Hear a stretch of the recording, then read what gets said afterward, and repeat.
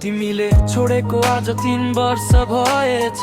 तिम्रो फोटो हेर्छु तिम्रो याद आउँदा, अनि सोध्छु म पागल त भएन भनेर। अरूले जन्मदिनमा उपहार दिन्छ, तिमीले भने उपहारमा धोका दिएर हो गयो। सुन्दैछु म हिजो आज अरूसँगै पो खुसी छौ भनेर। के गरौँ म तिम्रो यादमा रक्सी चुरोट खान सिके। तिमी त खुसी छौ होला, तर म भने पागल भइसके तिम्रो यादमा। के भनौँ म समाजलाई, सबले भन्छ मलाई बजेरी नसेडी, तर मलाई बाल्नै लाग्दैन। न भन्नेले भनोस्, देख्नेले देखोस्, तर मैले त्यसको बाउको त खाएको छैन।